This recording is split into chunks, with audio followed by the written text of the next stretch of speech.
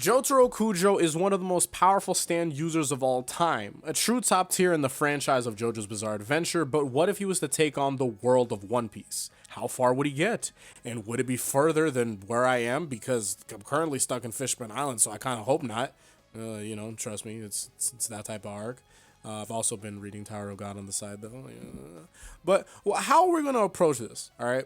Well, considering that Luffy is the main character and he fights the main antagonist himself most of the time, the best thing to do would to be have Jotaro follow through the Luffy journey and see who he can beat in it. Well, how strong is Jotaro? Well, for those unfamiliar with Jotaro's strengths and with the help of his stand Star Platinum, here's what he's capable of. Super precision, massively faster than light speed combat. Super strength with city level to large mountain level attack potency. Super eyesight, breath, and durability.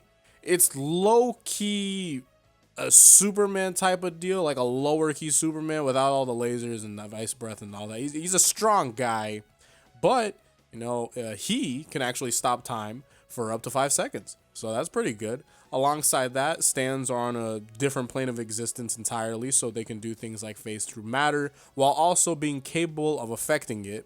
And alongside that, only stand users are the ones that can see stands, unless there are some other stand exceptions that do exist on our physical plane. But that's aside from the point. This is Star Platinum. It begins in the Romance Dawn arc. Luffy faces a Sea King and Alvida. Now, I don't think we can scale this Sea King considering it doesn't do much. Extremely possible that, this is the one that took Shanks' arm. It looks the exact same. And Luffy one-shots it. Romance Dawn Luffy stronger than Shanks? Now, jokes aside, Alvida has characters that are most likely close to her in her level of strength, but they have better devil fruits, like, for example, Buggy. What's extremely interesting is that Luffy goes on to take Alvida out relatively quick, so even the main character isn't trying that hard here at all. Jotaro in these fights, it goes fairly easy. It can't take much considering that these two don't have the speed to match Jotaro at all, or a lot of characters in general don't, but he most likely destroys the whole ship without much effort at all put, effectively putting an end to the Alvida pirates. Now we're next on into Orange Town, going against one of the greatest characters to ever happen to this franchise, Buggy the Clown. Now Buggy's main ability comes from his devil fruit, the Bara Bara no Mi, or the Chop Chop fruit. This Paramecia devil fruit allows Buggy to split his body into pieces and reassemble them at will. This makes him immune to slashing attacks. The good thing is that Jotaro doesn't have to worry about that, and instead he's just going to brute force his way through this battle because Jotaro should blitz here as his speed is more than enough. And I think that Jotaro had been maybe a character with similar speed to Buggy, then Buggy be able to separate himself and dodge any sort of attack that Jotaro would have to offer, but unfortunately that isn't the case here. Now we're on to Syrup Village against the not very famous Captain Kuro. Now, what made him a formidable opponent in this time was the fact that he was an extremely fast pirate. And Luffy had been able to beat him with his perception due to most likely early onset observation haki, but Jotaro won't need it as he's just largely faster than Kuro altogether. Very low difficulty. In Baratie, Luffy fights Don Krieg. Now, Zoro also fights Mihawk, but we won't be worrying about Mihawk for right now. That's Zoro's battle. Don Krieg will be the focus for the next minute. Don Krieg is not really a threat here, and as far as I am in terms of caught up, I also haven't seen him in forever. He's supposed to be supposedly this weapons master, and for the most part, I think he's a surprising character to fight against in the merit that he's capable of a lot and has a fairly varied artillery, but aside from that, he's not much of a threat. He can't defend himself that well. Jotaro should be able to no-diff him fairly easy. In Arlong Park, Arlong is essentially a comparably better Dark Blue Moon, for those that are mainly JoJo people beforehand. He's capable of superhuman physical characteristics, and while he is a skilled swordsman, you'll also see him working with his teeth, nose, and even water manipulated projectiles. Now, while on paper he looks fairly capable, Jotaro is going to also no diff this character. Now, you notice a trend here. This area of One Piece being the East Blue, it's fairly easy to beat a lot of these characters considering that they're just casually strong with not much to them. It isn't until we get over to the opponents with the truly terrifying devil fruits where I have to completely reevaluate how easy it's all been. And in terms of strength, you realistically have to consider it that this is most likely around like close to that Thriller Bark Sabaody area, going all the way back to the East Blue. Of course, he's going to no diff a lot of these characters, you know. Next up is Loguetown, and this is where Luffy actually loses to Smoker, but is saved by Dragon. Smoker's devil fruit is the Moku Moku no Mi, or known as the Plume Plume fruit, depending on who you're asking. This fruit is a Logia fruit, meaning that it allows the user to transform their body into an element of nature at will, and be able to create and control said nature. His fruit allows him to generate, manipulate, and become smoke. And while Jotaro can't swing on him normally, there are 3 exceptions here, right? Speed, again, obviously, time stop, and Star Platinum's lung capacity. Firstly, speed. Now, Smoker can choose to turn his body into smoke, but there's a level of acknowledgement that comes with it. Logia users usually develop the ability to change on reflex. The combination of that, plus something like good observation haki, allows them to see something coming and dodge it however they need to. With this in mind, considering that Smoker can't see Star Platinum coming and isn't anywhere near as fast as he needs to be, he should be able to win this fight. In addition to that, Smoker probably isn't the best Logia user to have over here, considering that Star Platinum can just massively inhale whatever areas of Smoker's body that he wants to change. The last thing is time stop, because being caught off guard is one thing, but completely removing the ability for them to react or do anything, it's going to get them smacked up completely. No dragon required. Smoker is defeated. After this arc is Whiskey Peak. This arc doesn't exactly have the most recognizable antagonist, as it's a fairly early part with characters who are a part of some sort of important organization here. You know, Baroque works, but not really in the grand scheme of it all. You know, regardless, Luffy accidentally beats Mr. 5 here, but I'm not sure what we're supposed to consider the big fight, because if we're being honest, the true fight was Luffy versus Zoro, but that didn't really conclude. It had Nami win, if anything. But we can go over it, though. We can have that be the thing, you know, Zoro versus Jotaro. And Zoro usually beats his opponent with his immense strength, speed, and sword training, but he doesn't have any of the facilities to truly help himself against a character like this. This goes the same for the next couple of arcs for the sake of time and getting to the more powerful antagonists, you know. Whiskey Peak, Little Garden, Drum Island all become a lot shorter. Jotaro's not dealing with Wapple or the other Baroque Works members. Like, that's not really on the table here. Let's move on and keep it going. Finally, we're in Alabasta. Now, here's the thing, right? Because of Jotaro's speed, it'll be easy to work with, but in a scenario where we're not catching Crocodile off guard and fighting him as is, this is extremely interesting.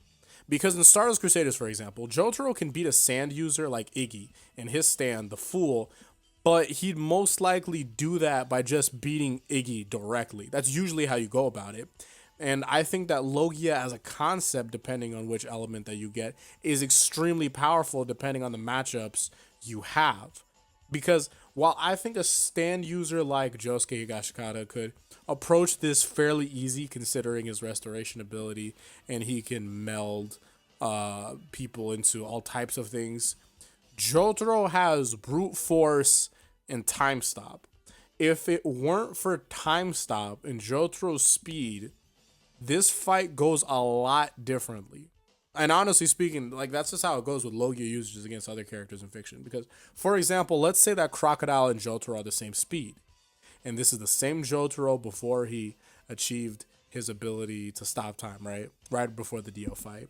Because not only can he make his body sand, he has the ability to absorb all the moisture out of any object, living or not living. You know, I understand that Luffy beat him. I still don't understand that. I thought that was really dumb. But we'll put that to the side for now because, you know, my opinions are something completely different to this. We're just trying to be more as straight up as possible. Jotaro beats Crocodile as is, but there is compromise to be found. And I think that when we get even further with those other Logia users, it's very possible that speed and time stop won't be enough considering that they're extremely durable anyways. After Alabasta, we have Jaya, and then there's Bellamy. Now, Bellamy gets hit with a combination of hands and observation haki.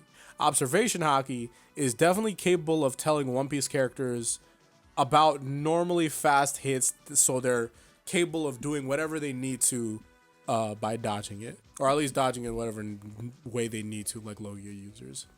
But there's a certain ballpark of speed that both of the characters have to be in to see something coming, I'd say. For example, Luffy having observation haki right now doesn't mean that he'd be able to protect himself from Jotaro's hits. Why?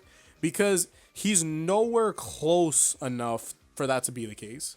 We see characters in future arcs like Rob Lucci and how fast he can get. And the closer that Luffy is to him in aspects of physicality, the closer he is on being able to perceive and dodge hits that he normally wouldn't be able to deal with if he was at the level he was somewhere in Jaya here. There's a lot of nuance with this power system. Haki brings up an entire thing altogether, and observation specifically. So it's nothing that I'd write off completely. Be sure to remember that when you're talking about One Piece verses and all that. And after Jaya, we're in Skypiea, shooting high and going straight for Enel. Enel has the Goro Goro no Mi, translating to the Rumble Rumble fruit. Now this fruit is not just some whack League of Legends character. It is a Logia devil fruit that allows the user to create, control, and become lightning at will. I understand that it's Rumble Rumble, thunder and lightning are not the same thing, but that's aside from the point. Now Enel at this point was a large feat considering what he was capable of, but when it came down to it, Luffy did pretty well with his attack potency at the time. Luffy and Enel are both around small city level from other scaling. I haven't done my own scaling of One Piece, I'm just using others for the time being, but I'd say that it's possible to get more from this. In terms of straight stats, this is another Jotaro diff if we're leaning into his city level to mountain level terms of strength, but we're beginning to run out of One Piece characters that fit this mold. So yes, Jotaro is most likely capable of blitzing Enel currently, but equalizing the speed and or Enel returning in, like, let's say later areas of One Piece could change the entire scope of this battle. Because even against an electricity user in JoJo, Red Hot Chili Pepper, Jotaro utilizing his time stop and speed would be more than enough to clear that character. And even Red Hot Chili Pepper goes on to say this, that yeah, I'm not fighting you because you can stop time. If Enel was relative in speed, this would be concerning. Jotaro is fairly smart, but in a battle against Enel and of the same speed, I think this is the same case against Crocodile, where since he doesn't have haki, he wouldn't be able to actually make contact, but being able to stop time will be enough for a lot of these matchups, even if he wasn't of the same speed. Because Logia is a powerful mechanic, but the ability to manipulate time will usually scale above anything else that Logia has to offer. TLDR, Jotaro moves on into the next arc. Moving on into, oh my god, no. Long Ring, Long Land. After Skypiea, we're met with Long Ring, Long Land Island, and this isn't exactly a fight. We can blow through this fairly easy. With all of Star Platinum's assets, this cheating scandal gets cleared up fairly easy. Foxy is just, no, it's stupid. Let's move on to the next one. It's not important. But finally, we are in Water 7, you know? Comparable attack potency and durability. This means while Jotaro and Star Platinum are fast, we're going to have to think about this some more. The first fight in Water 7 where Luffy gets involved in is against Franky. So what's the move here? Well, for those unfamiliar, Franky is at least a mechanical god amongst men. After getting hit with a super-powered water train that he helped build, he took it upon himself to repair his body with just scraps alone. But where they differ here is an issue. Jotaro essentially has this invisible barrier with the help of Star Platinum, and for whatever trick that Franky has and is capable of, Star Platinum will be able to react to prevent such a bad situation. I think that Luffy versus Franky worked for that time because, you know, Luffy didn't have the foresight capable of predicting half of what Franky could do. He was also extremely strong at that time. I don't think Jotaro has that foresight either, considering how different Franky is as a character from a lot of the characters he's ever met. But that's not the thing that'll stop Jotaro here. I think the combination of Star Platinum's precision and the fact that Franky's back is exposed and is not like the rest of his body, that'll probably be what would be the deciding factor. I want to say I think a future version of Franky can not only survive, but most likely finish the job. It's just that this one, it's not happening, but you know, honestly, I got fairly far into One Piece. I'm not really that far at all, actually, but Franky hasn't really done much in general. I feel like that's like a completely different dialogue to have and a different video to have altogether, but it's kind of weird. I feel like this character was introduced just for Water 7, and I don't know. That's a whole different thing. Let's get back into the video. And now we're here, Enies lobby. Now, as a franchise, I'd say that Jotaro got pretty far. I think certain matchups would work better for Josuke as he has a more adaptable power to work with, but Time Stop is definitely doing its job here and saving him from a lot. Now, everyone, I'd like to introduce you to Rob Lucci, or so I call him, you know, because we're on a first name basis. Robert Luciano. That's not his name at all. It's not his name. But I feel like it makes sense. Anyways, here's everything he's capable of at his current state, right? Rob Lucci, known as Leopard, stands as a formidable foe with an impressive reputation in the One Piece universe. As a member of CP9, one of the most secretive and elite intelligence agencies of the world government, Lucci excels in covert operations and is an exceptionally skilled fighter. His capabilities are immensely enhanced by the Neko Neko no Mi model Leopard. This zone-type devil fruit grants him the ability to morph into a leopard or a hybrid leopard-human form and considerably boost his physical strength and prowess. Lucci is proficient at Rokushiki, an extraordinary superhuman martial art form exclusive to CP9. This style encompasses 6 techniques, right? There's Soru, enables teleportation-like speed, at least in the context of this verse. It's a speed buff. Tekai fortifies the body to an iron-like density. It's a good set of defense. Rankyaku is a projectile created by kicking with high speed and strength. The projectile itself is a sharp compressed blade of wind, and it cuts through most. Geppo allows the user to push themselves off of the air itself with superhumanly strong kicks, allowing them to travel through and remain in midair for an extended period of time. It's double jumping. You're able to double jump. That's what the ability is. It's double jumping. And then there's Shigan. It's a close quarters combat technique where the user uses their finger to pierce the target's flesh at a very high speed like a bullet. And Kami-E allows the user to relax their body and make it take on characteristics of a piece of paper. This grants the user extraordinary flexibility that allows them to avoid any attacks. Now, even if their durability is similar, Rob Lucci is legitimately built for this. It has stamina that allow him to fight damn near all day. And I'm being hyperbolic, of course. But you have to understand the scope for this is ridiculous. It's like if Killua grew up and became a leopard man. Jotaro has speed and time stop, but even for then, I don't think that the attacks he's currently capable of is going to be truly enough to harm Lucci, at least off the top of my head. But some people might like to mention that Star Platinum is capable of phasing, which, trust me, I know, I very much know, I've seen JoJo. It's just that in character, Jotaro has never offensively used this phasing ability like that. He hasn't been able to, considering that it's stand user versus stand user, but I'm more inclined to believe that he just won't do it, especially considering I've just never seen him do it. Now, here's the thing though, even with me bigging ups on Rob Lucci here, let's keep in mind that some of these Rokushiki options, they have certain drawbacks, or well, certain things that have some explanation to be had. Regardless of Soru, he's not faster than Jotaro. Tekkai is good, but you can't do anything while you're using it. Rankyaku is never going to make contact as a projectile because it's just not fast enough. Geppo is good, but I'm not really sure what we can do about it. It's just like a good thing to have. Everyone loves double jumping. Shigan is not making contact, and Kami is the worst case scenario because this will give Jotaro a key opportunity to punch right through him if he actually wants to take that on. I'm not sure how to approach this aside from the fact that these characters go neutral at worst for Jotaro, or it's just a really close win for him. I feel like there's more to be said, but at least going about it on a head-to-head, I think that's where I'm standing with it. I'm skipping Thriller Bark here. I don't want to go through editing this and seeing all this again. I don't like this arc. Lowballed Jotaro loses, highballed Jotaro wins. Okay, I'm not interested in Gecko Mori at all. In Absalom can go to hell. Now.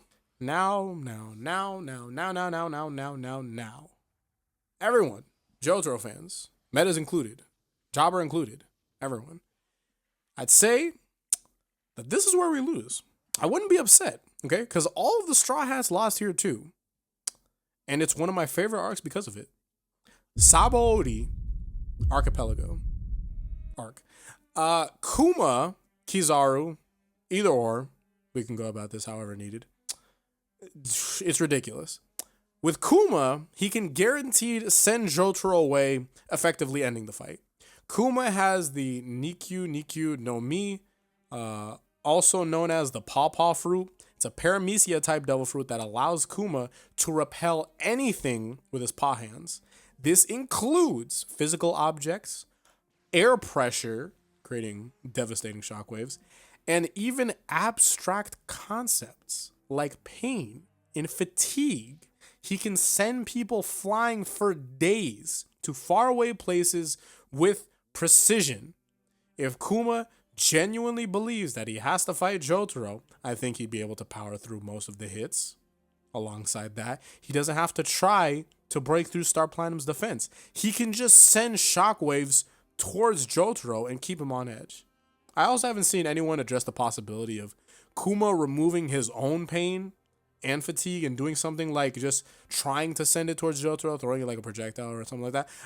And it's not just the whole thing, just even sections of it, just pieces of it, because he only has to get like one or so in to help him out, and he's already largely durable. He's going to survive whatever Jotaro has to offer here, but it's wild, because honestly speaking, it has to stop here with Kuma or Borsellino. Neither characters are faster than Jotaro at this moment, true, but they are now of a strength caliber that Jotaro's scaling has just not reached unless we're really sitting on the highball areas. I like to be safe, but if we're playing it safe, that's just how it works here, And I've seen what it looks like when you don't have the attack potency or durability to match these characters in the franchise. It looks like nothing. You're basically doing nothing to them at all.